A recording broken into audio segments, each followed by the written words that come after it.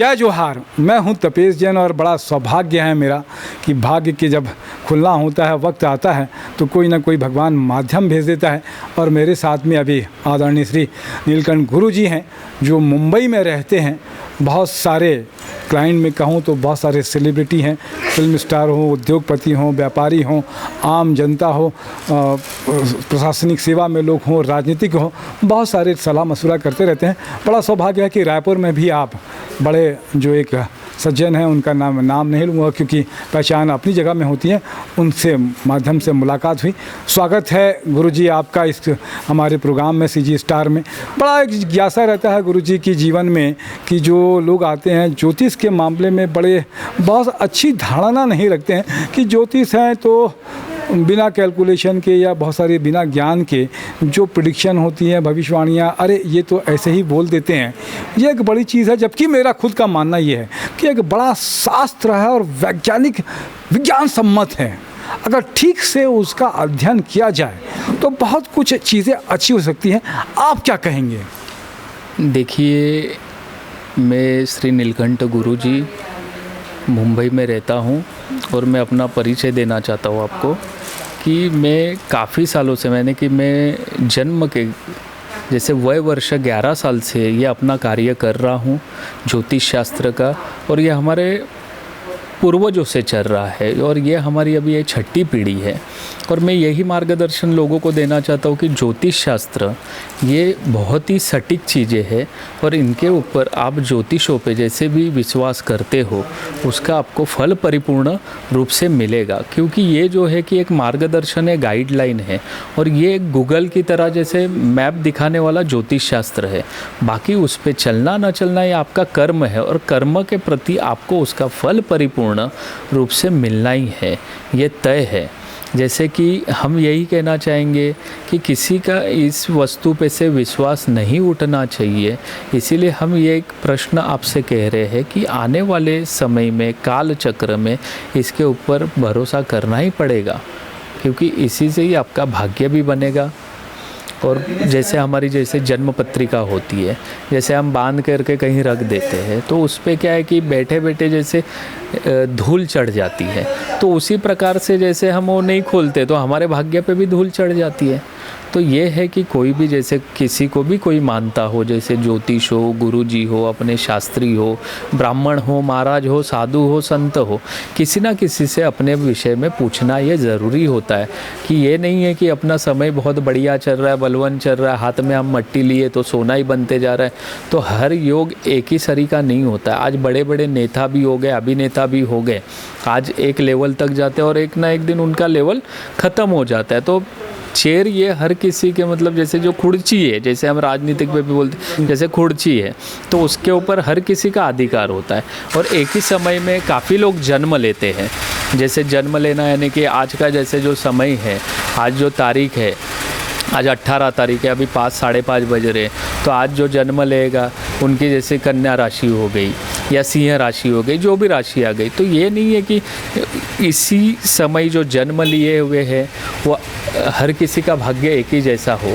कर्म पे भी सर्व डिपेंड करता है। तो मेरा कहना लोगों से यही है कि ये गूगल है, एक मार्गदर्शन है ज्योतिष, हम तो वही करेंगे, लेकिन आपका जो कर्म होगा वो कर्म ही सर्वश्रेष्ठ माना जाता है। बहुत अच्छी बात कह रहे हैं। मैं आपका थोड़ा सा और परिचय बता दूं कि आप बता रहे थे कि 6वीं पीढ़ी आपकी इसमें आप कर रहे हैं, 6वीं पीढ़ी के आप मूलतः कर्नाटक के रहने वाले हैं और देश के कई हिस्सों में, मुंबई के अलावा आप अगर दिल्ली के हैं, दुबई भी आप बता रहे थे कि दुबई में भी आपके यजमान हैं, इसके अलावा बेंगलोर हुआ, मुंबई हुआ, चेन्नई हुआ, कलकत्ता हुआ, जयपुर हुआ, बहुत सारे बड़े मेट्रो सिटीज़ जितने भी हैं उसमें सबके यजमान हैं आपके पास में। उनके पास में जाते हैं, उनकी शंका का समाधान करते हैं। मेरी एक अपनी हमेशा जीवन से एक मान्यता रही है कि होवे वही जो राम रची रखा, भगवान ने जो रच रखा है वही होगा। योग संयोग होता है कि आपके जब सौभाग्य खुलने वाला हो या अच्छी चीज़ें होने वाला हो तो कोई माध्यम आपको मिल जाता है। बहुत अच्छी गुरुजी ने एक बात कही, नीलकंठ गुरुजी ने, कि गूगल मैप जैसा है ज्योतिष शास्त्र, जो आपको रास्ता दिखा देगा कि तकलीफ़ आने वाली है, कि ये भाग्य खुलने वाला है, ये रास्ता कहाँ जाना है। जाना नहीं जाना आपके ऊपर में है। हालांकि एक बात और मानते हैं गुरुजी हम लोग, कि जिसको भी भगवान ने भेजा है वो सब उसका तय है। वो तो हर चीज़ हर समय तय है। जैसे आज आपकी और हमारी कहीं मुलाकात हुई, आज मुझे भी कहीं ना कहीं मेरे जो परिचित है, मैं उनका नाम तो नहीं लेना चाहता, लेकिन एक है कि वो भी एक हमारे लिए माध्यम बने, आप भी हमारे लिए एक माध्यम बने और आपके लिए भी हम माध्यम बने।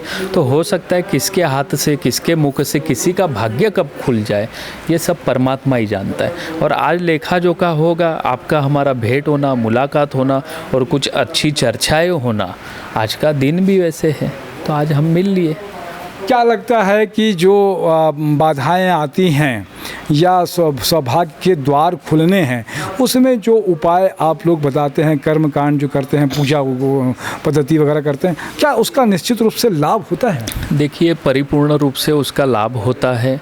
और हम अगर कोई चीज़ तन मन धन से और श्रद्धा से करते हैं तो ये चीज़ें, जितनी भी पूजा हो, दान हो, तप हो, जप हो, जो भी हम चीज़ें करते हैं, ये हमारे भाग्य में कहीं ना कहीं अड़ता है, यानी कि हमें कहीं ना कहीं उसका लाभ परिपूर्ण रूप से मिल ही जाता है। जैसे हम देखिए, कई गरीब हैं, जैसे हम बोलते हैं ना कि कई गरीब भी है, कई मांगते हैं, कोई कुछ करते, तो कोई क्या होता है, अच्छे तन मन धन से उसे कुछ दान देना या कुछ भोजन देना, कोई पैसा दे देता है, कोई बिस्किट दे देता है। आजकल आप लोगों ने देखे होंगे, कई लोग हैं कि चलो कोई आ गया मांगने वाला तो उसे पैसा दे दिया, कुछ खाने के लिए दे दिया। तो लोग ये भी उसका गलत ये रखते हैं कि इनके हाथ पाँव है, ये काम नहीं कर सकते, ये ऐसा कर रहे, ये वैसा कर रहे। तो हर कोई इस सृष्टि में जैसे जो जन्म लेता है, हर किसी का अपना अपना एक कर्म है और वो कर्म के माध्यम से ही चलता है।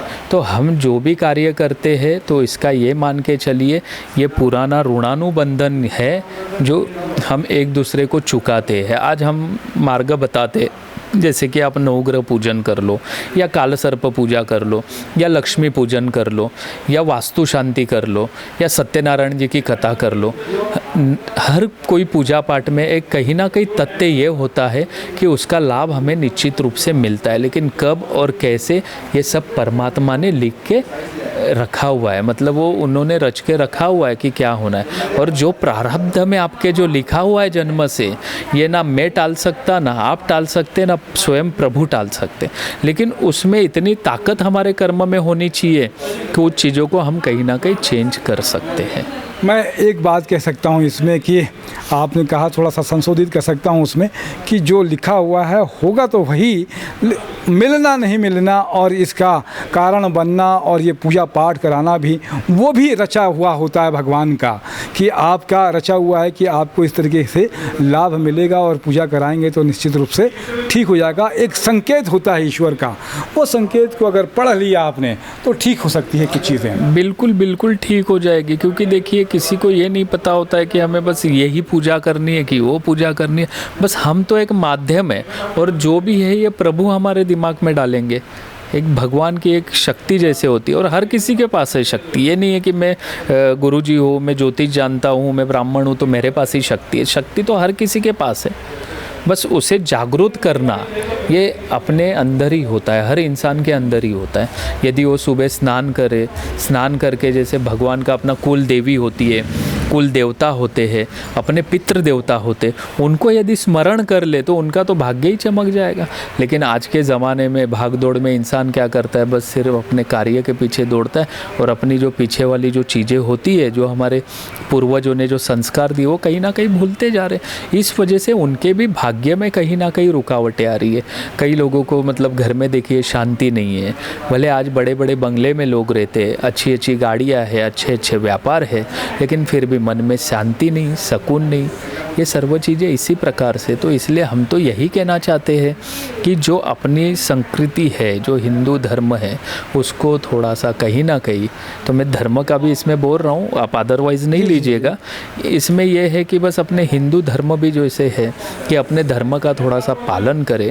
गौ की भी जैसे हम बताते हैं, जैसे ज्योतिष शास्त्रों में भी आता है कि चलिए आपके ये ग्रह खराब है तो आप गौ को अनाज खिलाइए, फल फ्रूट खिलाइए, केले खिलाइए, कुछ ना कुछ हम बोलते हैं। इसलिए क्योंकि गौ में ही सर्व देवी देवताओं का वास है और सर्व ग्रह भी उसी में है। बहुत अच्छी बात है कि इसीलिए कहा जाता है कि जो गौ माता है उसका दूध अमृत तुल्य इसीलिए होता है।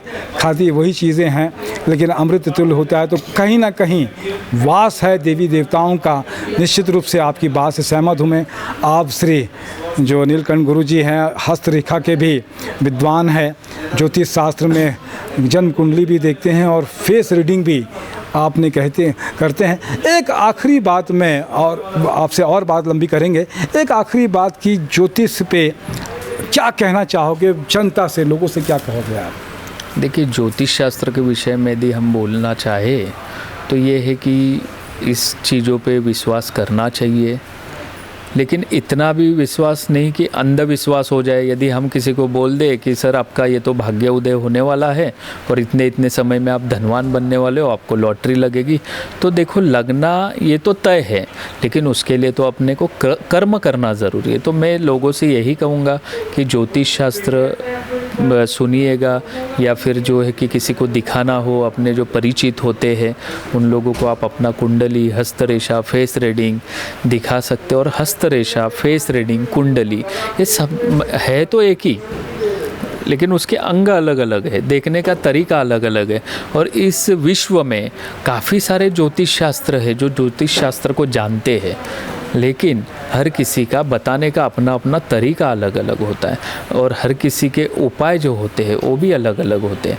तो इस विषय में मैं यही कहना चाहता हूँ। देखिए, मुझे भी काफ़ी लोग टकराते हैं। आज मैं इतना सब जगह घूमता हूँ, जैसे दिल्ली हो गया, कलकत्ता हो गया, बेंगलुरु हो गया, नागपुर है, रायपुर है, चेन्नई है, दुबई है, हर जगह मैं जाता आता हूँ।